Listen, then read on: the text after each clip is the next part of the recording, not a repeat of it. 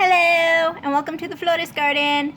Today's book review is on The Serpent's Shadow by Rick Riordan, the final book in the Kane Chronicles trilogy. So much. Just so much. First of all, it does have a glossary, so you guys can jump to the back and look at Egyptian terms and other stuff. When young magicians Carter and Sadie Kane learned how to follow the path of the ancient Egyptian gods, they knew they would have to play an important role in restoring Ma'at, order, to the world. What they didn't know is how chaotic the world would become. The chaos snake Apophis is loose and threatening to destroy the earth in 3 days' time. The magicians are divided, the gods are disappearing, and those who remain are weak. Walt, one of Carter and Sadie's most gifted initiates, is doomed and can already feel his life force ebbing. Zia is too busy babysitting the senile sun god Ra to be of much help. What are a couple of teenagers and a handful of young trainees to do? There is possibly one way to stop Apophis, but it is so difficult that it might cost Carter and Sadie their lives, if it even works at all. It involves trusting the ghost of a psychopathic magician, not to betray them, or worse, kill them. They'd have to be crazy to try it. Well, call them crazy. With hilarious asides, memorable monsters, and an ever-changing crew of friends and foes, the excitement never lets up in The Serpent's Shadow, a thoroughly entertaining and satisfying conclusion to the Kane Chronicles.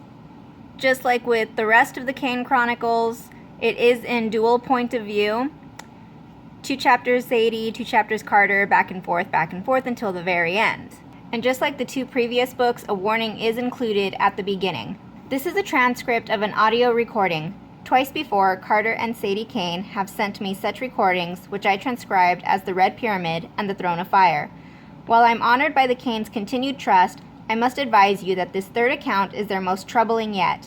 The tape arrived at my home in a charred box perforated with claw and teeth marks that my local zoologist could not identify.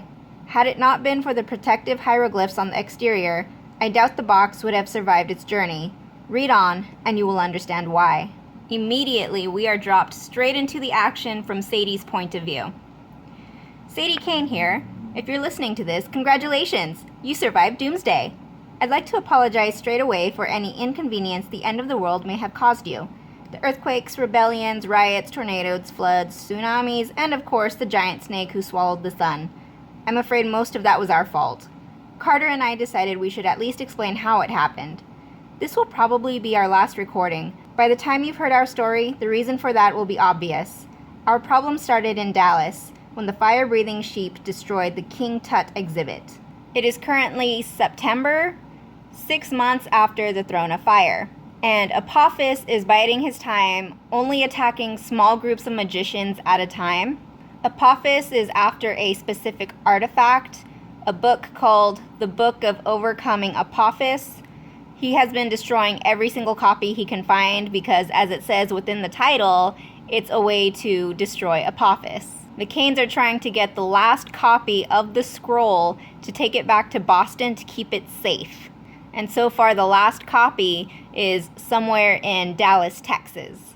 As they are searching for the scroll inside a museum, an apparition, a ghost basically, told Sadie that she won't be able to save the scroll, but he will help her if she grabs the golden box. First of all, this apparition does not tell her his name, so pretty suspicious right off the bat, like who is this random person and why is he saying that he would help if Sadie did something for him? Like, I don't know.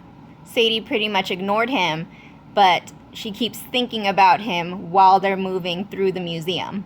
The Kanes and their trainees manage to find the scroll right as Apophis sends his chaos to destroy everything. There's a magical fight going on, and Sadie calls upon Ma'at, also known as Order, to stop the chaos. Using that much power had drained her, and it knocked her unconscious for, I believe it was a few minutes or even a few seconds. While she is out, she sees her mother and Isis, and they said Sadie's plan will work and not to blame herself for the deaths. Since Sadie is unconscious, she doesn't know what they're talking about. Like, what deaths? Okay, even I got a little scared there for a second, even though I've read this book before. Sadie then found herself in a cemetery with Anubis. Anubis says he's not allowed to see her, so he has to make their meeting very quick. He tells her to look at what isn't there. Okay, nothing like the gods being super mysterious and cryptic. Speaking of Anubis, I got a little tattoo right there. Don't worry, it's henna, it'll wash off. Sadie wakes up, and it turns out that all of the magicians in Texas are now dead because they were busy fighting off chaos while the Kanes and their trainees were trying to save the scroll. Unfortunately, they lost the scroll, but they did manage to save a golden box. With Apophis getting stronger, the kids are afraid to use portals, so they fly back to New York on a magical boat being pulled by Freak, the griffin. Bast is waiting for them, and Carter sends the trainees to bed so he and Sadie can talk to Bast alone. The golden box they saved in Dallas is called a shadow box. It literally holds King Tut's shadow. And reading this part, I immediately thought of Peter Pan.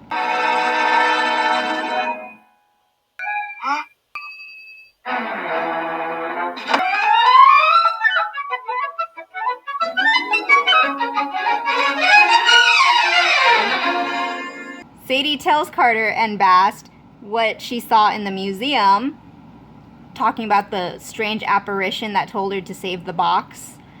And when she spoke to Ruby, her mother, and Isis, and Anubis. A quick recap on the 5 parts of the soul. The first is the Ba, the personality.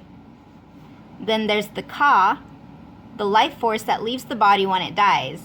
Then there's the Ib, also known as the heart, the record of good and evil. Fourth is the Ren, which is your secret name. And the 5th is the shadow. The shadow is also called the Shut. The shadow, Shut, is a magical projection, the silhouette of the soul. Also keep in mind the word Shut, very important. Bast tells the kids that they need to go talk to Thoth about shadows. I almost said Toth.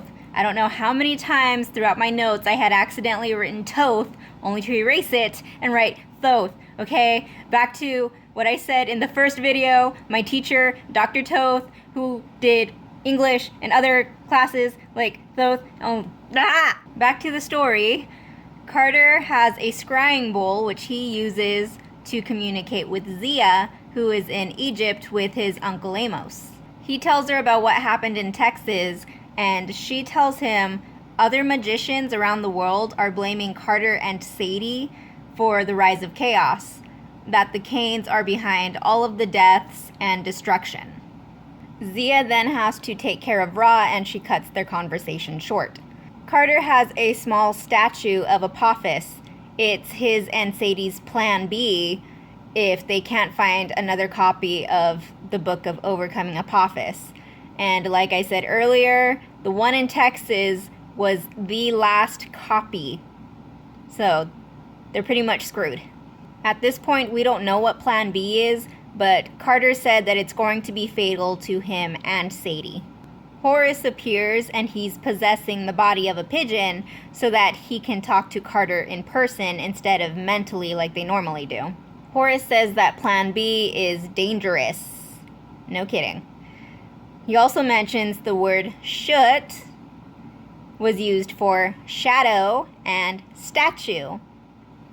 So earlier when I said keep in mind the word Shut is important, Shut means shadow and statue.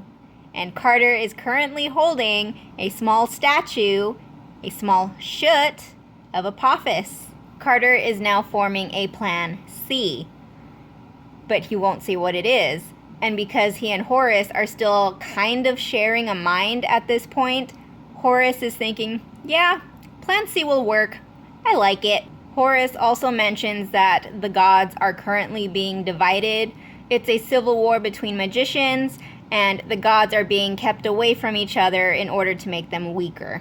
The next day, Sadie and the trainees are going to regular school while Carter stays at the mansion because he prefers to be homeschooled. I cannot imagine going to school on top of trying to save the world. Like, come on, that's too much.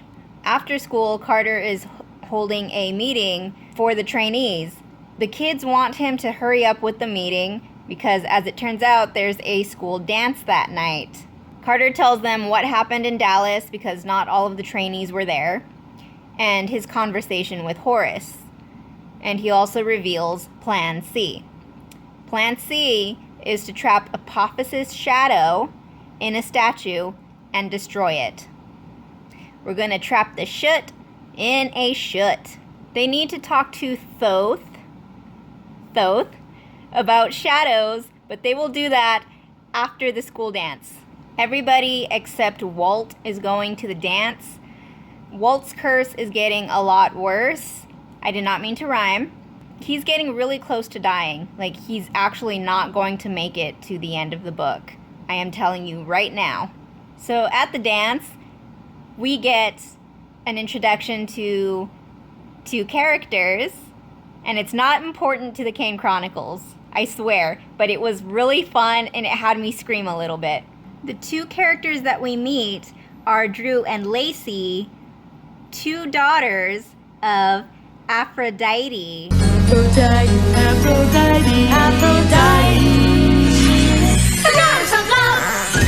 Drew and Lacey even mention a summer camp that they attend, and they will not be mentioned again until the Heroes of Olympus. Anubis decides he's going to crash the dance so that he can have a dance with Sadie. Aww. He can be there because apparently people died in that spot during the Battle of Brooklyn Heights in 1776.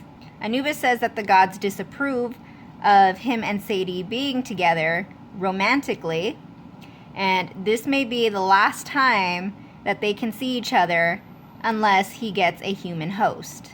The idea that this might be the last time I saw Anubis, that sent my brain cells into panic mode. Thousands of tiny Sadies running around in my skull screaming and waving their arms. Anubis says that Carter has the right idea with Apophis' shadow, and that Thoth can help, but not 100%. The Shut is the least understood part of the soul. It's a soul of last resort, an afterimage of the person's life force. You've heard that the souls of the wicked are destroyed in the Hall of Judgment, when Amat devours their hearts. We say that this completely destroys the soul, but that's not true. The shadow lingers. Occasionally, not often, Osiris has decided to review a judgment. If someone was found guilty, but new evidence comes to light, there must be a way to retrieve a soul from oblivion. The soul isn't completely destroyed until the shadow is destroyed. So in extreme cases, with the right magic, it's possible to reboot the soul using the Shut. Conversely, if you were to destroy a god's shadow, or even Apophis' shadow, we could destroy him. Shu, the god of air, appears, separating Sadie and Anubis. Not cool. Shu said he brought a Russian boy to talk to Sadie, then leaves taking Anubis with him. Dude, seriously, not cool. Anubis tried telling Sadie something about Walt, but was gone before he could. Okay, honestly, a death-related deity coming to tell you something about somebody who is dying, that is not a good sign, like, ever. I mean, what if Walt had died, like, at that moment? Anxiety rising. The Russian boy's name is Leonid. Sadie met him briefly while fighting Vladimir Menshikoff's two-headed snake in Russia during the Throne of Fire. And if you remember, that was one of the words that I kept stumbling over in my last video. And again, two-headed snakes with wings. No. Ever. Leonid came to warn Sadie that Apophis is on his way to attack the magicians in Egypt. Sadie fills in Carter on what had happened since Anubis's arrival, and they decide to split up. Sadie will go to Egypt with Leonid to warn Amos about Apophis. Meanwhile, Carter will take Walt with him to go speak with Thoth on defeating Apophis. So it's safe to say that Walt isn't dead yet. Anubis had visited Walt on several occasions that I knew of. They'd both been rather tight-lipped about what was discussed, but since Anubis was the guide of the dead, I assumed he'd been preparing Walt for death. Anubis might have wanted to warn me that the time was nigh. Walt talking to Anubis? Important. Remember that. And I want to say, but I don't want to spoil it yet. Okay? Just wait. Sadie and Leonid risk a portal to Egypt. Sadie sees a picture of the apparition that she saw in Texas. Leonid said that the apparition's name is Kamwaset, also known as Setni. Leonid tells Amos, Zia, and Sadie all he knows about Apophis. He overheard Menshikoff's former followers making plans with Apophis to destroy the world. Sadie tells Amos hers and Carter's plan on defeating Apophis. Amos doesn't like it, but says Zia should go with Sadie to help. They have until the autumn equinox to defeat Apophis. Equinoxes, important for important magic, remember. Switching to Carter's point of view, he gets all of the trainees home from the dance and explains to Walt and Bast what's going on. Carter and Walt travel to Memphis, Tennessee with Freak to talk to Thoth. I'm sorry, I will be stumbling over the god's name because I just know I'm going to end up saying Thoth at one point. Thoth is being attacked by demons. Carter and Walt step in to help. They defeat the demons, but Thoth says they'll be back in another 6 hours like they have been all week. So imagine fighting demons every 6 hours. That's like not even enough time to sleep. And me, I need my 8 hours. Okay, I'm lucky if I even get 6 at this point. But since summer's starting, I'm gonna get more. Thoth already knows why Carter and Walt are there. He can't tell them about shadows. It's against the gods' rules. It's like big taboo, we do not speak of it, just like Fight Club. The first rule of Fight Club is, you do not talk about Fight Club. The second rule of Fight Club is, you do not talk about Fight Club. Thoth tells them to seek out his book, the Book of Thoth. Haven't you guys noticed that every Egyptian book in these books is the Book of such and such? The Book of Thoth has the information they need. Thousands of years ago, the magician Setni, who I mentioned earlier, stole the book and hid it somewhere that probably no longer exists. Carter and Walt have to get a hold of Setni to learn about shadows. Setni's spirit will be on trial in the land of the dead. We learn a bit more about Walt's curse. It is progressing rapidly. He'll be dead before the equinox arrives. Walt says that Anubis has a plan to extend his life, but he won't say what it is. Carter and Walt return to Brooklyn, and they speak to Sadie through a shopdee. They fill each other in on what's going on. Sadie says she needs to see Bess. Bess, the dwarf that was in the Throne of Fire, is not dead. When I said he was gone, but he's not dead, I promise. Since a part of his soul was missing, he is currently incomplete and is in the 4th house of night. Again, if you want to refresh your brain on that, go and watch my second video, The Throne of Fire. Carter tells Bast to take the trainees to Egypt for the war. And then we switch back to Sadie's point of view. Sadie calls upon Isis to help transport her and Zia to the 4th house of night. Leonid is going to stay there in Egypt. The house of night is empty, the 4th house. Zia suddenly starts throwing fire, and it turns out she's been blacking out and using her powers and doesn't know why. This is also important, and we will come back to that later. Everyone in the 4th house is near the Lake of Fire. To them, it's like a beach day. Sadie wants to practice shadow magic on Bess. She wants to see if she can get his shadow back into his body. If she can do that successfully, then she will be ready to take on Apophis. Tawaret, the hippo goddess, said she last saw Bess's shadow in Sais, a city that was destroyed centuries ago. Because of course it was. Ancient civilizations just never stay, do they? Sadie says she'll go to Sais after Setni's trial. Carter and Walt pick up the girls on their way to Osiris's house. So remember, Osiris is the one in charge of the dead. They fill each other in on what's happening since they last spoke to each other. The kids enter the House of Judgment. Walt is suddenly looking better, and he's suddenly very well informed about the underworld and Anubis. Suspicious. Again, Sadie's point of view. He faced me, and my heart did a somersault. Just for a moment, I thought he looked like... No, obviously my mixed up emotions were playing with my mind. Walt looked like who, Sadie? Come on, tell us. The children explain to Osiris what they have been up to right as Setni is brought in for trial. Sadie interrupts the trial to explain they need Setni to find the Book of Thoth. Setni says, "We split up. Carter and Zia, you two go with me to get the Book of Thoth.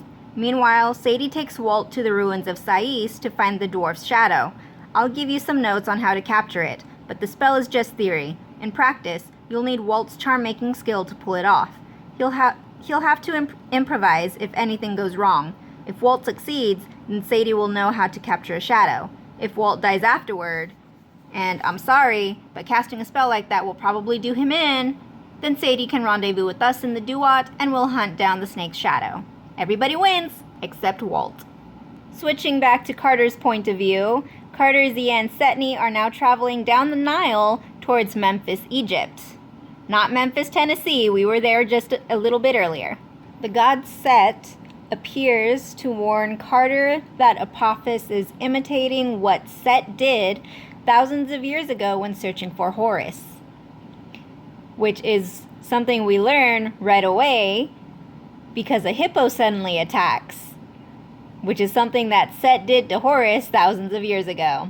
A hippo attacks, and Carter and Zia are fighting it as best as they can. But unfortunately, they are failing. Carter summoned Happy, the god of the Nile, to help get rid of the hippo. Carter called Happy psychotically over-caffeinated. I take offense to that, Carter. Leave my coffee out of this. Carter asked Happy if he could help them to the Serapeum. I hope I'm saying that correctly. The Serapeum is a temple of the Apis bull in Memphis, Egypt.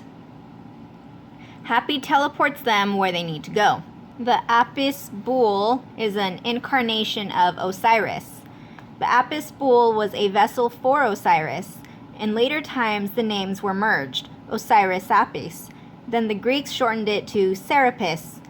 Setni sneered. "Stupid Greeks, moving in on our territory, taking over our gods. I'm telling you, I got no love for those guys. But yeah, that's how it happened.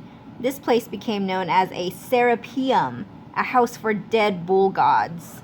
Anyway, I hid the Book of Thoth down here before I died because I knew no one would ever disturb it. You'd have to be frothing at the mouth crazy to mess with the sacred tomb of the Apis bull."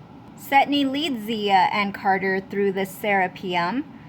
There's a bull statue that comes to life and chases the kids while Setni grabs the Book of Thoth. Zia summoned the power of Khepri, the scarab god, which is a part of Ra, to defeat the bull. Using too much power left her unconscious. Setni managed to get the book, and they left the Serapeum with Carter carrying Zia.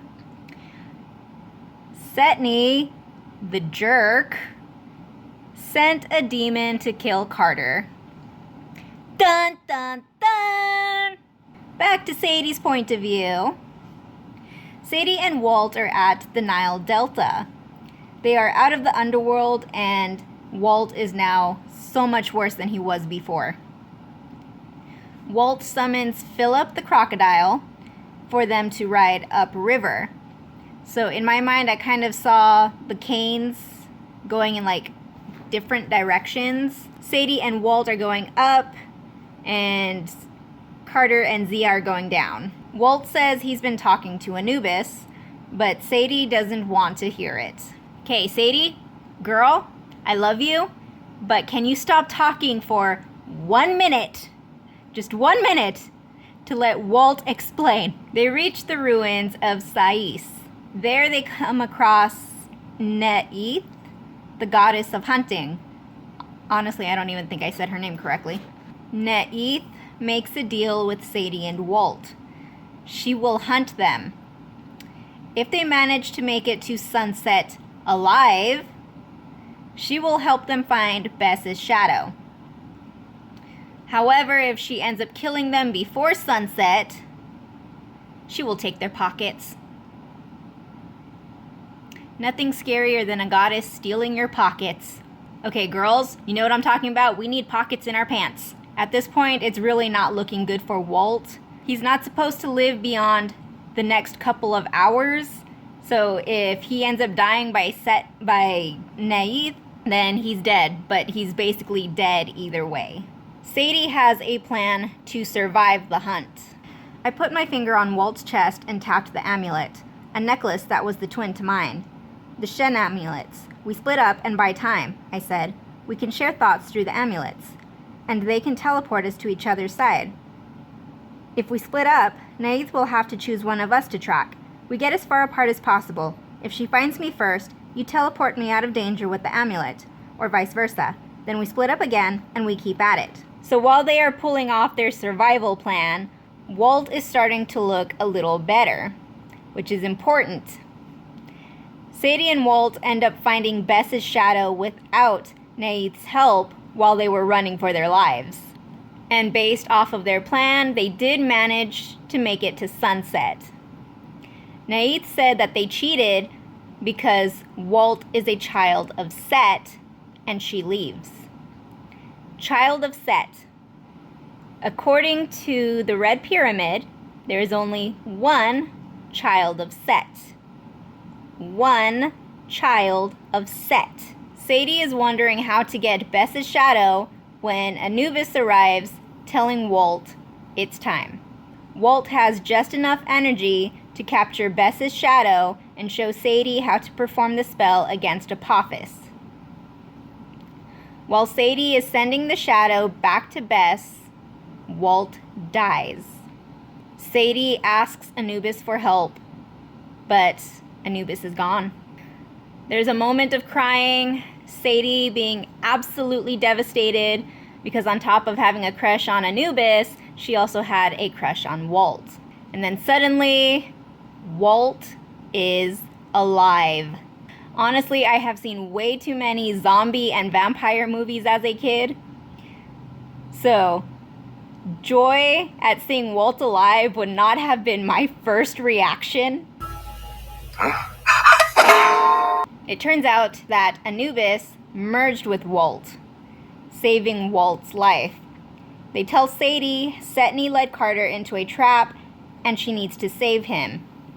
They send her through a portal to Carter, and they will meet up with her later. Back to Carter's point of view. Carter is fighting off the demon in the Duat. They are in the land of demons. Setni is trying to leave with the Book of Thoth while Carter fought the demon. Carter manages to bind Setni, and Ra's crook and flail suddenly appear to Carter. Zia woke up just in time to help Carter defeat the demon.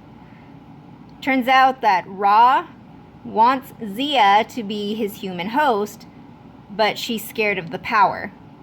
And honestly, it makes sense. Ra is the sun god, and Zia, her name means of the sun. Carter tries giving Zia the crook and flail, but she says that he needs them more. The Book of Thoth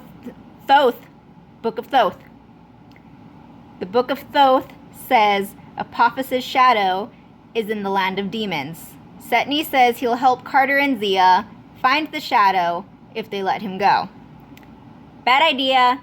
Do not trust him. Okay, he already tried to sneak off and he sent a demon on you. No. For a while we get a cool and interesting description of what the land of demons looks like. After a couple of pages of description, not even a couple of pages, maybe like one page, they reach the Sea of Chaos, which is where Apophis's shadow is. The Sea of Chaos, the way it was described, all right here on the cover. Zia recites a spell to summon Apophis's shadow, and as she's doing that, Setni traps Carter and Zia. That sleazy jerk also does a predictable villain monologue. I'll trap the shadow, but instead of casting the execration, I'll blackmail Apophis, see? He'll destroy only what I let him destroy. Then he retreats back into chaos, or his shadow gets stomped and the big snake goes bye-bye. I'm sure the snake and I can come to a deal. Oh, I'll let him kill Ra and the rest of the gods. Big deal. I'll let him destroy the House of Life. I'll definitely let him tear down Egypt and every cursed statue of my dad, Ramses. I want that blowhardy race from existence. But the whole mortal world? Don't worry about it, pal. I'll spare most of it. I've got to have some place to rule, don't I? You won't get away with this. Oh, I already have. That's when Sadie arrives, and she manages to bind Setni before he can cause any trouble. Zia tells Sadie everything that had happened. Sadie says Walt is gone, but won't go into details. Sadie binds Apophis's shadow to the mini Apophis statue. The Shut is bound to the Shut. An army of demons appear to try to stop the kids from leaving with the shadow. Bess arrived with the gods from the fourth house of night to help destroy the demons. Yay, Bess is back! During the chaos, Setni got away, taking the Book of Thoth. Bess managed to get the kids to Ra's boat as it passes through the Duat with Ra. At this time, Ra is being reborn, taking Zia as a host. They leave the Duat at sunrise, appearing in Giza. Ra will fight Apophis, while Carter and Sadie save the magicians in Egypt from Menshikoff's followers. Carter is the new pharaoh and must rally the gods and magicians to fight together. There's a magical battle between the magicians, and there's like several pages worth of fighting going on. Walt/Anubis is there fighting Menshikoff's followers. The worst of Menshikoff's followers are defeated. Carter leads the magicians to fight with Ra against Apophis. He even calls the other gods for help. There's several more pages of magical battle as they fight Apophis, and there's a lot going on from like multiple angles until we get to Apophis swallowing Ra/Zia. The snake swallowed the sun. Carter and Sadie use their spell to banish Apophis. Banishing Apophis also pushes the gods away. And because the gods were pushed away, Zia is no longer hosting Ra, and Walt/Anubis is gone. Everything is calming down. We get several pages of falling action. Everything is calming down. It's all cool. We're alive. Carter and Sadie go to see their parents. The kids explain that they lost Setni, which is important. Julian said that they'll catch Setni eventually. Again, important. Ruby tells Sadie that Walt/Anubis will return and Sadie shouldn't worry about him. I mean, how can she not worry? All of the gods were pushed away and Walt/Anubis disappeared. I mean, I'd worry. We get another Heroes of Olympus reference. Keep teaching the path of the gods. Bring the House of Life back to its former glory. You and Carter and Amos will make Egyptian magic stronger than ever. And that's good, because your challenges are not over. Setni, I guessed? Yes, him. Mom said, but there are other challenges as well. I haven't completely lost the gift of prophecy, even in death. I see murky visions of other gods and rival magic. That really didn't sound good. What do you mean? I asked. What other gods? I don't know, Sadie, but Egypt has always faced challenges from outside, magicians from elsewhere, even gods from elsewhere. Just be vigilant. So if I'm remembering correctly, some of the Heroes of Olympus takes place around the same time as the Kane Chronicles. Zia decides she's going to move to Brooklyn to be with Carter. Walt/Anubis does return to live a normal-ish life. As long as Walt is hosting Anubis, Walt can't die. Sadie and Anubis don't have to worry about being separated anymore. They can date now that he has a human host. And that's the end of the series.